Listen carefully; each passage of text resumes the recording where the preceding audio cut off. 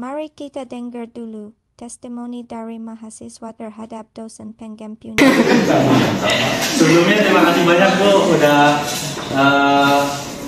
sangat sempurna, sangat perfect ngajar kita materi-materi yang luar biasa gitu kan, dan sesuai dengan tahapan ngajar banget gitu. Terus juga kita semua seneng kan ya?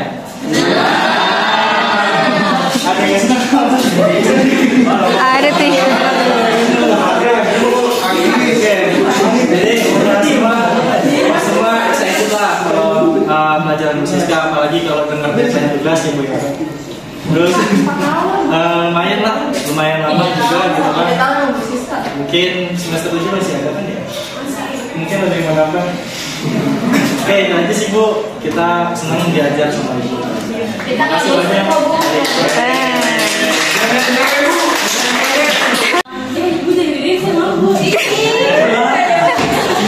Untuk pesannya ini seperti diajar Ibu selama 3 tahun.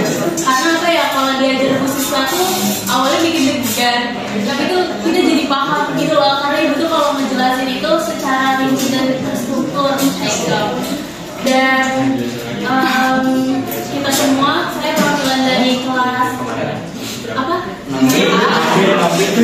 Kita perwakilan dari SMA sangat berterima kasih kepada Bu Siska, karena selama 3 tahun kita diajarin sama Bu Siska itu kita banyak mendapatkan ilmu yang bermanfaat juga, yang bisa kita ingat selalu.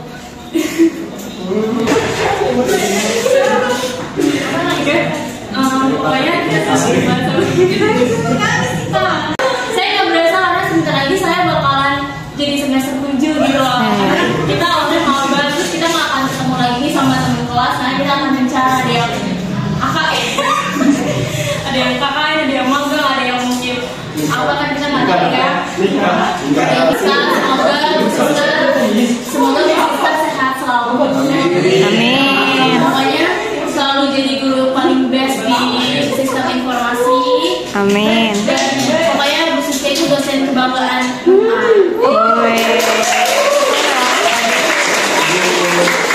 Cukup asik. Maksudnya terlalu tegang, santai. Dan pokoknya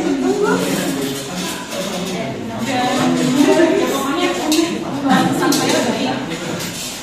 Saya senang diajar sama Ibu selama 3 semester. Cara mengajarnya itu cukup tegang. Punya bertahun-tahun. Di sini saya akan mendemonstrasikan hasil studi kasus mengenai pendaftaran sidang proposal dan kolokvium. Sibuk dan tunjukkan hasil kerja kerasmu. Ayo Rai, ini dulu sekarang. Terus kita start. Kita bisa menggunakan dua, bisa langsung masuk. Nah, di sini ada 6 menu, di mana yang menu pertama ada sidang proposal, sidang kolokvium, aktivitas, bimbingan, jadwal sidang dan informasi syarat sidang. Nah, untuk sidang proposal Di sini memasukkan data diri mengenai mahasiswanya. Next, akses ke saluran lanjut. Mundur dulu. Nah, proposal atau kolokvium di sini hasil cek seleksi dari fitur bimbingan. Oke, selanjutnya fitur jadwal sidang. Nah, di sini kita bisa pilih atau melihat jadwal bimbingan, sidang proposal atau sidang kolokvium. Ya, surat buat tembusan sidang proposal. Kepada Pak dan Putri, saya sendiri. Oke, saya Pendeta Rahman. Saya Muhammad Fadlan. Saya Muhammad Andika. Jadi di sini kami akan mempresentasikan hasil apa yang telah kami kerjakan. Mulai dari riset, kami di sini akan mengusulkan sebuah aplikasi bernama Simodul. Jadi Simodul ini ada home search modul download profile. Di homepage ini sendiri mengandung banyak fitur. Pertama mungkin kita bisa lihat notifikasi untuk melihat postingan atau file terbaru. Itu 2 DB. Selanjutnya kita juga bisa lihat secara relevan, atau misal kita di kelas saya lagi semester 6, lagi sistem informasi, nanti tampilnya sesuai untuk dosen-dosen untuk pengingat jika dosen perlu mengupload secara offline atau secara mingguan gitu. Ini kita bisa coba tambah. Langsung masuk saja ke presentasi dari dosennya. Untuk materi yang pertama akan disampaikan oleh rekan saya. Tentunya kalau kita mau magang, kita kan perlu buat akun dulu. Jadi kita bisa ke laman akun yang ada di sini. Mahasiswa. Kita login dulu terlebih dahulu, klik mulai. Lalu kita masukkan email dan kata sandi. Scroll ke bawah. Lalu kita klik masuk. Nah, kita akan di sini ada langsung ada tampilan beranda, yaitu kita bisa beberapa menu, ada menu untuk masuk, ada menu registrasi dan menu masuk Google langsung. Coba kita masuk ke registrasi dulu. Pengguna bisa memasukkan diselenggarakan oleh Sivitas. Kemudian mahasiswa bisa upload bukti. Nah, di sini ada dua download riwayat prestasi tersebut. Nah, nanti keluar seperti informasi non-akademik juga sama seperti tadi, menampilkan prestasi.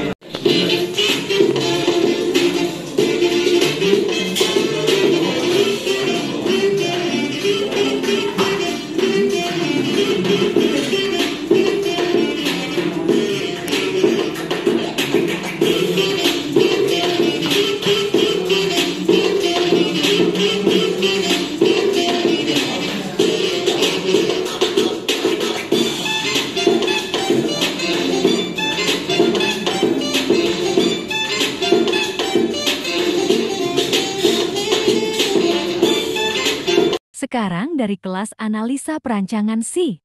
kelompok kesehatan akan menjelaskan atau mempresentasikan mengenai hasil proyek puas kami, yaitu sistem penerapan gizi seimbang. Oke, sebelum masuk ke presentasinya, izinkan kelompok kami memperkenalkan diri terlebih dahulu. Perkenalkan, saya Fiska Safa Falsabila sebagai moderator. Saya Batu Fazila Denukia. Disebut kayak kekurangan nutrisi dan sebagainya. Nah, di situ kita masukin ke beberapa bagian. Ada fasting, ada stunting, kurang gizi, obesitas, dan juga gangguan pencernaan. Bukan email dan juga password. Nah, selanjutnya di login ini disimpan oleh database. Lanjut di yang kedua, user. User itu bisa juga menghitung dari BMI-nya. Ada kebutuhan-kebutuhan yang diperlukan, diinput lalu bakal masukkan BMI-nya berapa. Ini heading dari kelas Pro User. Nah, di kelas user ini berasosiasi dengan program di mana user dapat memilih program yang ada seperti defisit kalori, menghitung BMI dan siapkan dari database, jadi gak usah melakukan backup, jadi hanya login saja. Next. Nah, kalau buat edit profile, ya edit profile seperti biasa. Kalau misalnya udah diedit, nanti datanya keubah di database juga.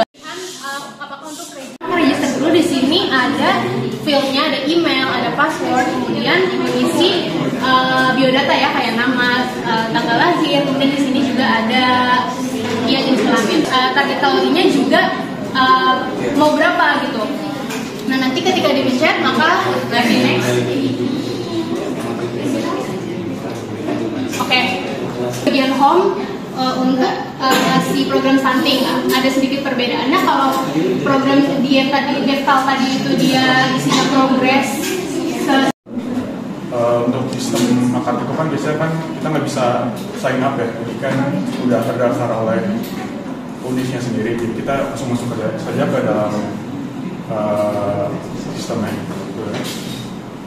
Ini adalah tampilan utamanya. Di atas ini ada biodata pribadinya, di sini ada IPK-nya, ada total SKS, juga ada mata kuliah. Ini juga ada tanda bahwa mahasiswa ini sudah aktif, masih aktif maksudnya.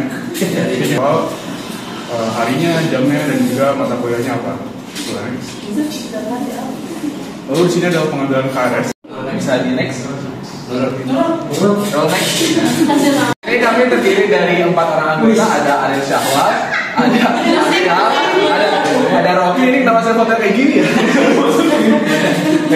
Nah, boleh di next lagi. Terima kasih. Oke. Dan di sini ada beberapa topik yang akan kami bahas. Yang pertama adalah bagaimana kami mengidentifikasi masalah terkait dengan hiburan. Kemudian ada pemaparan affinity diagram. Di sini logonya. Ini kami memanggil sistem ini sebagai concert.id, cuma kayaknya diganti 3 karena kelompok 3. Jadi concert.id, gitu ya. Nanti pengguna, karena kami fokusnya di sini menjelaskan pembeli dulu ya. Pembeli harus melakukan sign up. Kalau belum melakukan sign up, apa nih? Event. Enggak, ini media ya, media. Jadi ini sini bisa teman-teman nanti pembeli itu bisa melihat upcoming event. Jadi event apa sih yang nanti itu sebentar lagi akan mau tampil tapi belum bisa kita beli tiketnya, tapi mau tampil. Misalkan tanggal November sekian tuh akan ada konsernya Walking the World 2024. Itu namanya ya. Nah, belum. Oke. Nah, di sini nanti akan ada di sini kalau teman-teman mau ngelihat bisa di PPT mungkin. Sekarang udah ada itu kan biasanya kita beli online nih, beli lewat sistem tiketnya, terus kita dapat barcode gitu kan. Nah, penukaran tiketnya itu kita masih manual kan, kita masih datang ke tempatnya gitu buat nukerin tiket atau nanti dikasih gelang atau gimana. Nah, tadi kan katanya penukaran tiketnya bener-bener full lewat sistem gitu online. Nah, itu teknis lebih detailnya gimana ya? Penukaran tiket. Iya. Penyedia konsernya, panitianya saya share. Nah, untuk tanda udah masuknya boleh pakai stempel sih sebenarnya. Bisa pakai stempel atau bisa kalau misalkan dari penyedianya mau ngasih, tapi tetap masih otomatis. Itu buat bukti aja. Kalau itu sebenarnya balik lagi ke penyedia konser. Kalau mau ngadain stempel tangan atau enggak itu kan lebih ke arah keamanan tambahan aja sih. Next selanjutnya. Jadi perkenalkan saya Lutfi Fani dan Perkenalkan nama saya Muhammad Zadil Asli.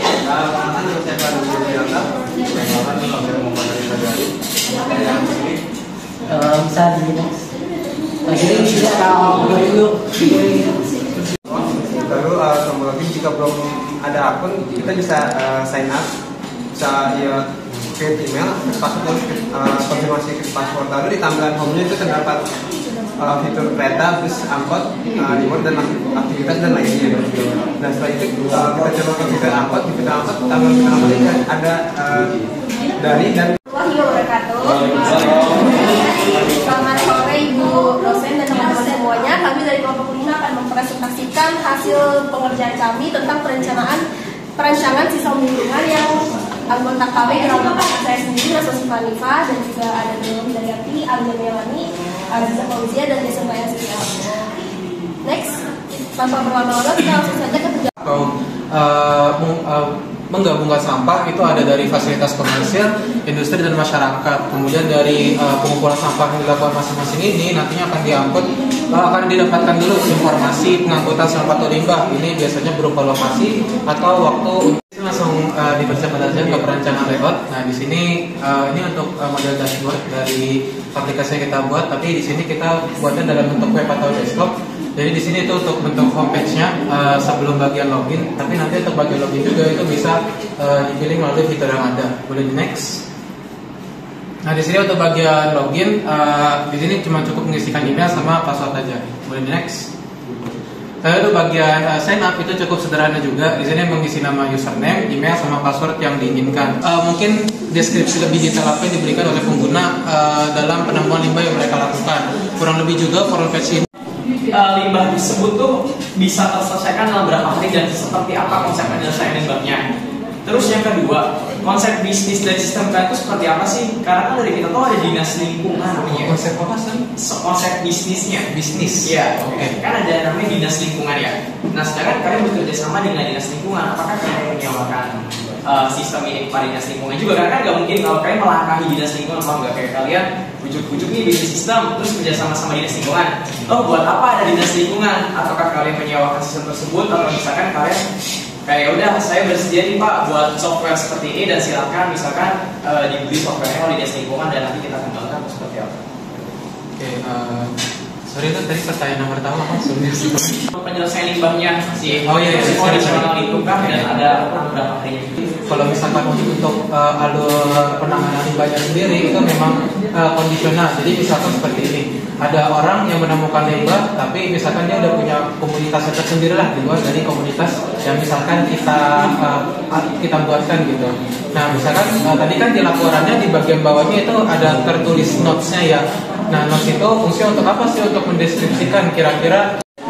Sore teman-teman semuanya, kami dari kelompok 4 dengan tema pernikahan yang mempresentasikan sistem kami yaitu sistem anti korupsi. Oke, kita perkenalan dulu.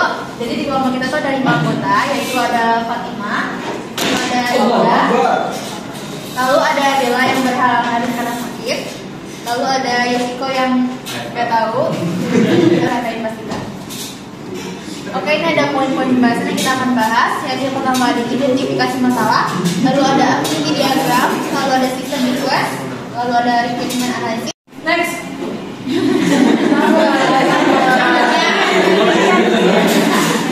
Dan selanjutnya ini kita di pengisian formulir pelapornya itu ada nama, email, deskripsi kejadiannya, terus sama lokasinya, terus bukti upload filenya, terus informasi tambahannya itu apa sih? Next. Nah, di pencarian transaksi ini pertama kita mencari kriteria pencariannya. Nah, di situ kita cari, nah nanti muncul data transaksinya kayak gini.